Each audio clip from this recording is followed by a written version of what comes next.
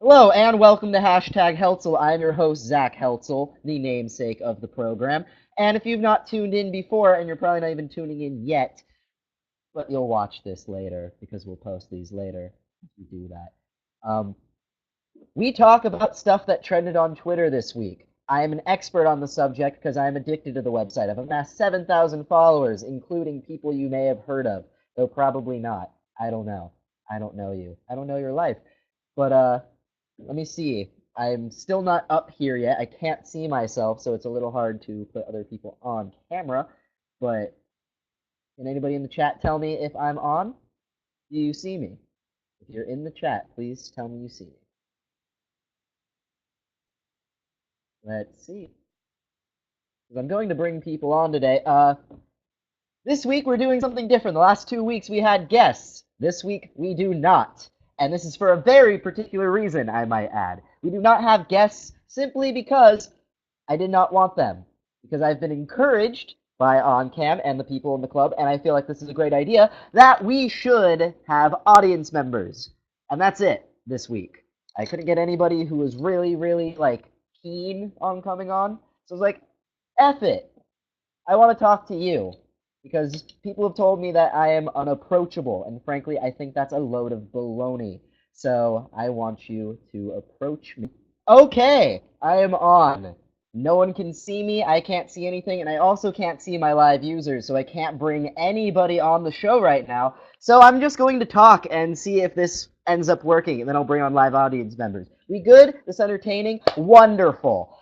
So this week, something came about that Arizona State University is probably not happy about. Like, very much not happy about. Thank you to our tipster Shelby Smith, a new member of the ASU OnCam Club, for enlightening me. Or was it? No, never mind. She was in the room. This is actually Claire's doing. AZ State Gone Wild is a Twitter account that in the last week has amassed over 2,300 followers without following a single person and generating no original content of its own. What it is, it's similar to the dirty, and the Gone Wild part similar to Girls Gone Wild and Are Gone Wild on Reddit. All things that are filthy, by the way. AZ State Gone Wild is a collection of ASU students submitting nasty pictures of themselves, whether they're drunk or just very naked. And it is very popular, and apparently it is a solid reflection of not a generation, a niche of ASU that I'm completely unaware of. I know it's real, and I know it exists, and I know it's happening around me, but I've never been invited into this subculture, which isn't even really a subculture. It's apparently the culture of ASU that it is famous for, and yet I know nothing of it. And OnCam's almost completely frozen. The number count and the chat both are not working, and I'm not going to record, so... Or no, I'm recording, but... Oh! More people, I think. I can't see. Anyway, the show must go on. I don't think we're gonna have a guest today. Oh well. So if you go to at AZ State Gone Wild on Twitter, this is the first time I've talked about ASU on this show. It's the only time there's been any real relevance to it. It's very, it's a world that I don't believe exists, but I know it does. It's a world that horrifies me, and yet I'm jealous that I'm not a part of it because, well, let's face it, nude debauchery.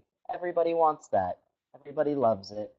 And otherwise, ASU is quite a lonely place if you're not just naked all the time. I might have muttered that too much. Anyway, another interesting thing that happened at ASU this week, and it was covered on OnCam, so many of you are probably aware of it. This was the greatest week to go to ASU if you were not a member of the AZ State Gone Wild crowd. This week was the nerdiest week I've had here in my 2 years attending this university. Lawrence Krauss, a member of the ASU faculty, and Richard Dawkins, Cormac McCarthy, Ian McEwen, Bill Nye the Science Guy, Neil deGrasse Tyson, Cameron Diaz, and more were all here, all talking, and over several days at Gamage, including one day on OnCam last Thursday, there was an event with Krauss and Dawkins, who are two of my personal heroes, and seeing them right in front of me was an incredible experience. And if you missed out on that, I am sorry. Um, anyway, I'm going to move on with something that I found on Twitter this week that was, oh, just so good. If it wants to work for me, because it is text. Basically, it's why you're not at Hogwarts. And I'll get to that in a minute. First, we're going to talk about Finding Dory. Now, usually on this program, I have guests on, and we just casually talk about these things that trended. But today, I'm probably just going to wax ecstatic about all of these topics because I can and I have to, which is perfectly fine because I have opinions and I'm very self-absorbed and I can talk about these things for 30 minutes. And thank you for bearing with me during this process. So today or yesterday, the day after April Fool's Day, Pixar and Disney announced a sequel to Finding Nemo on the Ellen DeGeneres Show. And on the Ellen DeGeneres Show, revealed that it will come out on November 2015. Now, Pixar has gotten under a lot of fire recently because their films have, how do I put this delicately? They're not good. Cars 2 is not good. And our generous host, Jake Gano, just asked, do you want me to host? And I think the answer is maybe. I'm going to go on about Finding Dory, and I'm going to have him come on and jump on. That'd be great. Finding Dory, the sequel to Finding Nemo, which is not very promising at all. Monsters University looks pretty lame. Cars 2 is pretty awful. Everyone keeps trying to perpetuate the Toy Story 4 rumor. Now I'm not even so sure that that's not possible because, ew, gross. But what do you feel about that? Tell me in the chat. I'll respond to you when I log out and log back in. So see you in about a minute. Love you. Hey, folks. I'm back already. Apparently, Zach is using some sort of Stone Age computer technology, so he can't use a camera properly. We'll give him a few minutes to log back on, and we'll get the conversation going again. We'll hear about Finding Nemo, Finding Dory. Sorry. Let's see if he's getting back on. It's going to take its sweet time. I personally am excited about Finding Dory. I mean, now that Zach's not in the room, let me confide with you people secretly. He has a horrible taste in movies. Just god-awful. He likes to fancy himself. Oh, there he is right now. Nope, that's not him yet. Anyway, he likes to fancy himself as a movie critic. But, I mean, he formulates some good opinions, but he doesn't, we just don't agree on movies at all. Let's see. Is he coming on yet? He's going to take his time. Like, for example, Zach doesn't like Inception. He says it's a horrible movie. I mean, who does? There he is. All right, so we're talking trash on him while he's in the room. But we'll give him a chance to defend himself before he talks about the new Finding Dory. There he is. I believe I'm on. Jake, Christopher Nolan's never made a good movie. He is the David Blaine of... You're out of the club. You're done. You're done. You're out. You're out of ONcam. An exception is that when David Blaine decided, I'm going to, like, stay in a tank of water for, like, 10 hours. And no. I'm not going to have this conversation now, but no. You're killing me, man. We'll have to have... We'll have this conversation another time. You gotta talk about Finding Dory. Everyone's waiting. So how much did you hear on my Finding Dory rant? I just don't care. A lot of people were very passionate about this, and I'm gonna go back to something about Disney that happened this week that I am very passionate about. But I just care. I don't. I think it's gonna be a fun time. I mean, it doesn't have to be a good movie. It's another Pixar. I think having Ellen DeGeneres back on the screen, swimming through the ocean. What happened to the good old days? The good old days, Jake, when Pixar made original films. based on They've got original a couple concepts. original ones. Great. They've got a couple original ones in the making, and they look really promising. So why not, while we wait for those, they use pre-existing material and 3D models to make sequels? I feel like they're just printing money. I feel like the vanguard spirit of $200 million movie making at Pixar is gone, which I realize, and that is a joke, by the way. But apparently Finding Dory, she's not lost. Apparently it's all about her finding her family. So she's finding herself, is what I've gathered. So, you know, that's Hence the fun. name. It's a Dory movie. By the way, Dory is a supporting character who is notable for being annoying but lovable. Can we have an entire movie of her? And again, can we have an entire show of me? I don't know. I mean, you have audience members. People loved Dory. That's true. People do love Dory because people love Ellen DeGeneres. She is the Oprah of our times, and for that we are eternally grateful. I don't know. Oprah's a large black woman, while Ellen DeGeneres is a skinny white lesbian woman. I think they're very different.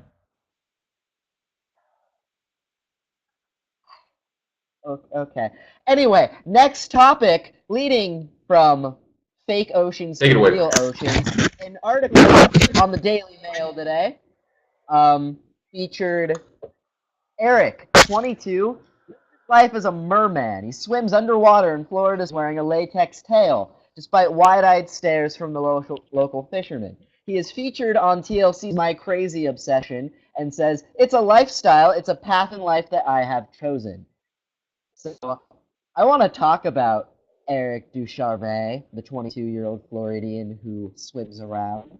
But let's see who's on to talk about it. We got I don't think Chris wants to.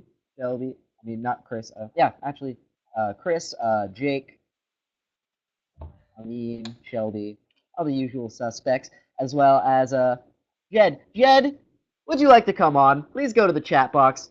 Please have a webcam. Please talk to me about it. I'd love to have you here. I'd love to have you and your prodigious nipples. They are Who prodigious. wants to come on? You asking people if they want to come on, or else I'm just going to talk about this mermaid man by my lonesome. Really trying to push the whole audience participation thing. My audio's still on. Somebody should come on. Somebody should come on. I mean, I can talk myself all day. This is, you know, fun for me. I love it. Okay, well, Mermaid Man and Barnacle Boy, hello. And by the way, Ellen and Oprah might have something in common, Jake. Give it to me. Explain Gail. What? Explain Gail. Explain Oprah's best friend, Gail. You know, Oprah is a strong, independent black woman who don't need no man, but there's lots of rumors, and frankly, I don't think they're unsubstantiated. I feel like Oprah falls into the Jodie Foster club of lesbianism to where they don't have to tell you. Yeah, I know what I'm talking about. Even though I don't feel comfortable, I sound very heteronormative right now, and I don't want to sound like a jerk, but... While we're on the topic, I actually feel like if they wanted to do a live-action female version of Mermaid Man and Barnacle Boy, I think Ellen DeGeneres and Oprah would both be perfect for the parts. I feel like Ellen and Ellen's beau, Portia de Rossi, Lindsay Bluth, would actually make a really good Mermaid Man and Barnacle Boy. If only because Portia's very, like, rail skinny, and, like, Ellen's skinny too, but, like, she kind of has that, like, beefier, like, I could see them being Mermaid Man and Barnacle Boy. Hey, someone wants to talk to you. Look at that. I'm inviting that person on. Get Jed on here. Get Jed on here. Get him. J Food out. Get him. Get him. I want him. I want to talk to you. I can't wait to see him on here. Yeah. Hold on. Okay, well, we can stop talking about the Mermaid Man because it's pretty self-explanatory. I will post a link on the Twitter page. If you don't follow it, at ONcam ASU. We post lots of funny things. There's lots of pictures of a man dressed like a mermaid who says it's his lifestyle. It's quite... Oh my goodness, there's a picture of him with over 20 mermaid tails of all colors. This man... I wish we could see it. I genuinely do. He's a hero. I'm busting up here again. I guess and just be like, snip. But anyway, let's talk about April Fool's Day and Easter, which, if you do not know, in 2018 are on the same day. And next year, Easter is going to be incredible because it's going to be on 420, which I do not partake in the devil's grass because I am a good person. Just kidding. 420, yes. I'm not kidding. Well, I do not smoke, but I do not judge anybody who does because it's totally fine. But yes, Dawkins and Krause will have a field day with this, Chris. I actually have tweeted about it. Got significant traction, both statements actually. 2018, Easter and April Fool's Day are on the same day, and actually reminded me this year Easter was the day before, which is why I lumped them together. And I came up with a theory as to how April Fool's Day came about. This is very offensive to all the Christian members of the audience, of which I may or may not be a part of. You don't know. I won't tell you. Actually, I will tell you. I'm a registered Catholic. I get to do.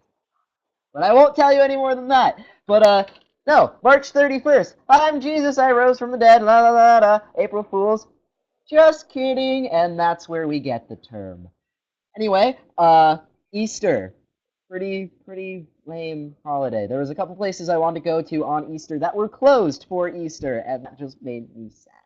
But April Fool's Day, there was a lot of fun little pranks. One that particularly took off traction on Facebook and Twitter was this one article from a fanboy movie website that claimed that Robert Downey Jr. got dropped from the Avengers 2 and replaced with John Hamm's dong. Just kidding, just John Hamm. But pissed off a lot of people who didn't realize hang on, I gotta come back. Is that an April Fool's joke, or is that for realsy? That was an April Fool's joke. Oh, okay. But a lot of people believed it. And I had to do a lot of explaining, and a lot of people actually wanted to believe it because they were trying to argue with me that it was not an April Fool's joke. Which, well, you know, on a side note, John Hamm's nickname in the locker room is actually the Iron Man, giving the size of his endowment. So that makes sense. It's an appropriate casting call. We bring this up every week. I feel like when the logo of this show finally gets put together, it's going to just be a hashtag with like the H in the hashtag, but I think it's just going to have to be John Hamm's Dong. I think that should be the name of the show. John Hamm's Dong, starring Zach Heltzel. With Zach Heltzel. Maybe that should be the name to a mean show. That would be an awesome name. I know Sexology is the new name, but we can just call it John Hamm's Dong and other things. I made up Sexology on the spot. I don't know if Amin is into that. Anyway, does Jed, does he want to come on? Is he going to come on? He's killing me. He said, wait a little bit. I don't know. But, yeah, I noticed, actually, that, Chris is Facebook friends with Lawrence Krause, which I saw, it said, people you may know, Lawrence Krause, one mutual friend, and it just blew my mind, because I have a brain boner for that man, so that was, pretty cool. Good on you, Chris. I'm very, very proud of you guys for your coverage last week. I actually saw you on Friday. As an ONcam member, you have the ability to meet up with Lawrence Krause when we do our ONcam events with him. We're partnered with him. I know. I was very busy on the day that it was going on here. I had class till 7:30, so it was a little bit out of the. I know, Chris. I know. I was biting my nails about it all weekend. I wanted to, but I haven't missed a class. It's the time I missed a bunch of classes and got an A- in a class. Oh, Lordy, an A-. But, I'm scholarly. Anyway, next. Actually, no, not next, because we have one more thing about April Fools that I want to talk about. And I feel like we only have 10 minutes left, so I'm just going to he can come on whenever the hell he wants. But Netflix had the best April Fool's joke. They had a bunch of categories, including movies with guys who look like Zach Galifianakis, TV shows where characters have their arms crossed defiantly to show they mean business, Obscure rock operas based on a William Shatner song, among other categories. And you could pick shows and movies from those categories. But even better than that, which those were very funny, they had, you know how they have new episodes when they put new episodes on their show? Guess what show they did it to? Firefly. Wonderful, right?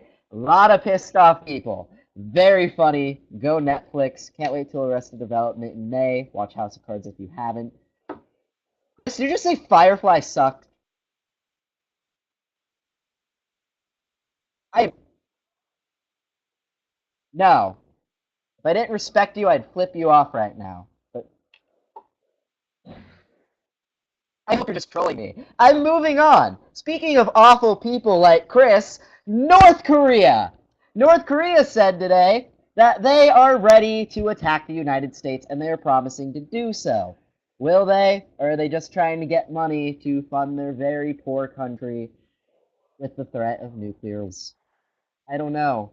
I'm not scared because pictures from Instagram, a reporter took a lot of pictures in North Korea and posted them all on Instagram, and they're actually quite beautiful because it's very hard to imagine what North Korea is actually like. I will link to it on the Twitter page, but a lot of the technology you see is hilarious. It looks like North Korea basically looks like the world portrayed in the movie Brazil, the Terry Gilliam 80s classic, a futuristic dystopian portrayal of basically the 80s.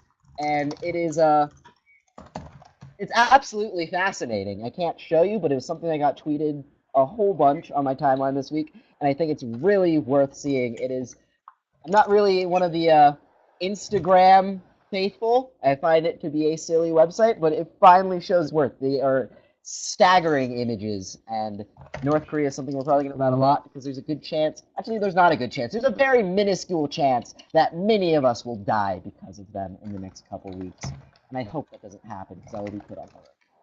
Anyway, how can we go this week without talking about Kevin Ware and Louisville and the leg? Sweep the leg. Oh my god. Oh my god. It was beautiful. That leg was beautiful. Lots of people threw up and were disturbed, but I'm fascinated by gore, and it was adorable. I'm sorry. I wish I could talk to people about it. I wish I could even show it. I could probably pull it up on my phone and put it on the webcam, but I don't want My to. question is when you're going to seek mental help, because enjoying seeing something like that is not a normal characteristic in any human being. Somebody who calls a broken leg cute should question their very mental stability. I feel really bad for him, but at the same time, sports injuries. There's like I get a sick satisfaction because I kind of have this. I wouldn't say jealous, but people paint it as being jealousy. Just this jealous love of seeing bad things happen to athletes, especially athletes on national television. I'm sorry, I'm not sorry. It's Schadenfreude. Dude, imagine if that happened to you. That did happen to me on a much smaller scale. Not my leg, but the bone stuck out of my middle finger in baseball once, and I saw it, and I just started yelling because I felt fine until I saw it, and it was like, it's gross. I think there's pictures. It was like when I was 13, when I was playing travel baseball. That's still pretty bad. I'll give you that. Yeah. Two more things to talk about in the next 3 minutes before I let Never New News with Jake Gano commence. You should watch it if you're watching for me. I don't think you are. I think most of my people dipped this week. But Bisbee, Arizona has civil unions in this very small southern Arizona city. And Tom Horn, our Attorney General / former Superintendent of Schools, Major Blowhard, that is my editorial stance, may be suing the city of Bisbee, Arizona to not let them have civil unions. And that is amazing. So just wanted to throw that out there. And with my last couple minutes, Disney did something deplorable this week. Much worse than Finding Nemo could ever be. They bought Lucasfilm. And one of the best parts of the entire Lucasfilm brand is LucasArts. LucasArts, since the 80s, has been one of the greatest publishers and developers of quality video games, and they're gone now. Disney bought them and shut them. What I will say about that though is they closed them down and they took the leaders of LucasArts, like the lead developers, and then brought them in-house. And all of their video games now are going to be developed by private outside developers. So they're still going to do Star Wars video games, but they're just not going to be LucasArts. Yes, and the problem with that is when you start licensing things out, then you start getting licensed titles. And when you get licensed titles, you tend to get most of the bad movie games. LucasArts, the reason why the Star Wars franchise and the Star Wars games were traditionally so good because they were made in-house.